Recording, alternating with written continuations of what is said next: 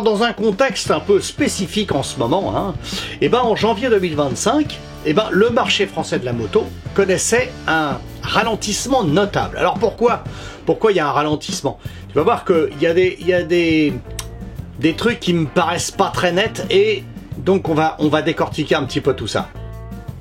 Alors tu vois quand même c'est parlant, tu vois entre 24 et 25, il n'y a pas photo. Donc c'est moto et scooter, hein, c'est l'immatriculation totale de toutes ces deux, la catégorie L, quoi. Le ralentissement elle était influencé par plusieurs choses. Et la toute première, c'est la norme Euro 5+. Eh oui, parce que la norme Euro 5+, tu vas voir que avec ces normes à la con, les constructeurs ont vachement de mal à écouler leur stock. Et tu vas voir pourquoi tout de suite. Et puis il y a aussi des conditions météorologiques défavorables. Eh ben oui, parce que la moto, c'est ponctué de ça. Alors pour la bagnole, c'est les cabriolets. Et puis pour la moto, voilà, c'est le même problème que pour les cabriolets. Dès qu'il fait dégueulasse, personne ne veut acheter. Décembre 2024, on a vu une hausse exceptionnelle des immatriculations. Les constructeurs participant à la mise en place de l'Euro 5+. Ah oui, au 1er janvier 2025. Ils avaient prévu, parce qu'ils savent que ça va changer. Donc voilà le résultat. 2024, ils voulaient fourguer leur Euro 5 normal, pas plus, pour éviter de se retrouver en 2025 avec des Euro 5 normales et des Euro 5 plus. Donc comme ça, ils t'ont bien fourgué leur merde et maintenant, on a l'impression que le marché se casse la gueule. Mais c'est totalement faux. Le marché s'est pas cassé la gueule. Il a juste, c'est juste à cause des constructeurs, c'est tout. Ça. Cette transition réglementaire a conduit à une promotion sur les modèles Euro 5. Eh oui, pas plus.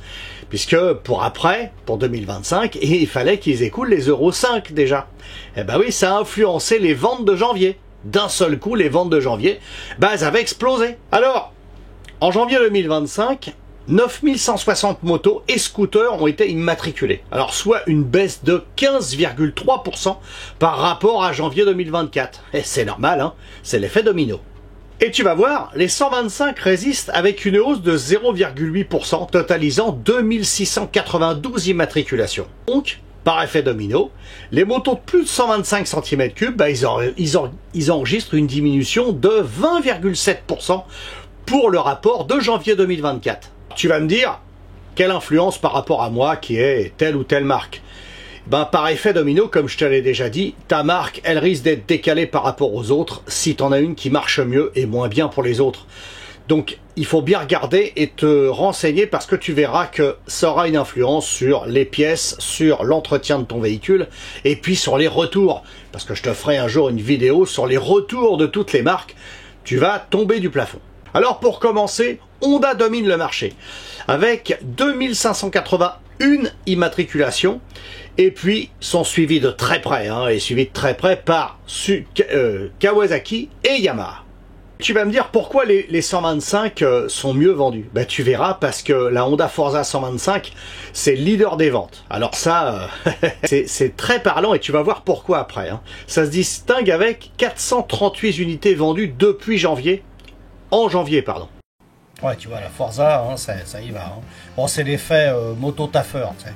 Ça, c'est clair que ça influence énormément les ventes de motos. Pourquoi ces ventes? Alors, ils vont tous se dire, ah là là, les constructeurs, machin et tout ça, les motos marchent pas bien. C'est faux. Les conditions météorologiques rigoureuses de janvier, avec des températures glaciales, ça va se répercuter évidemment sur l'achat des motos en général, et puis dissuader de nombreux motards.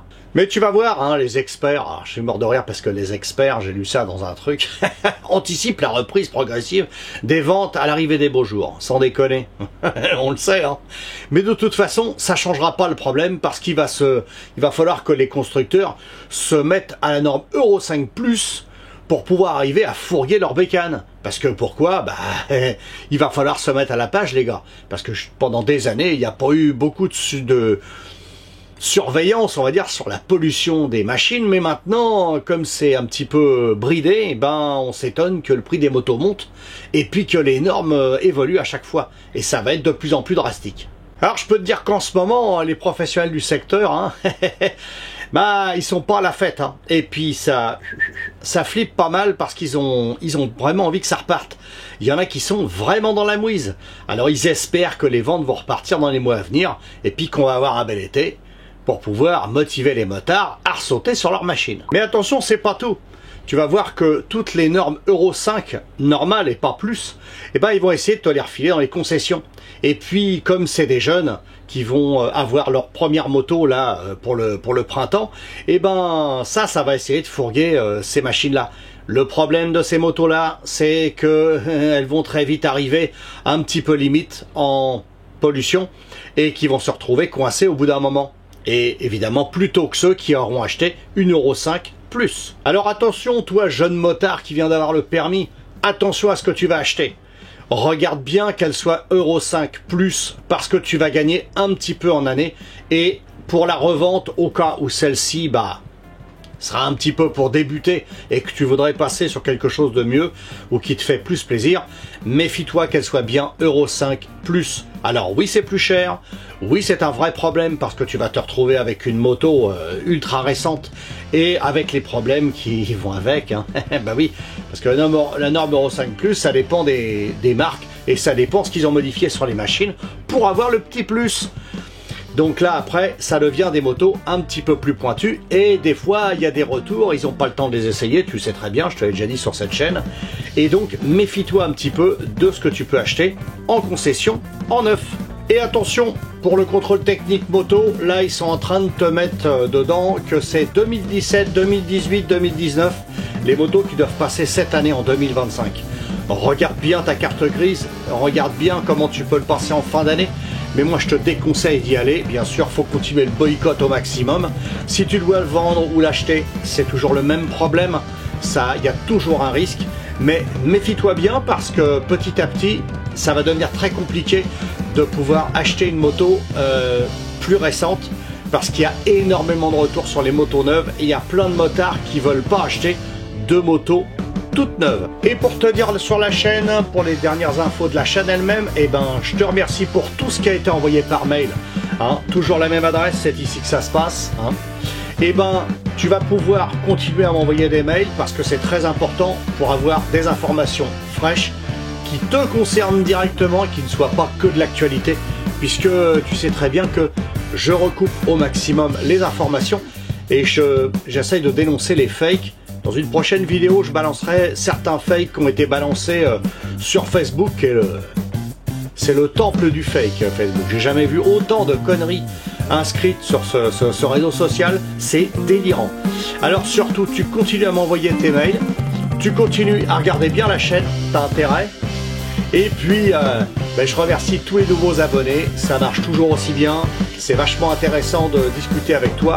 Et écoute, continue à commenter, like comme d'habitude, abonne-toi. Et puis, bye bye, à la semaine prochaine. Et puis, reste safe.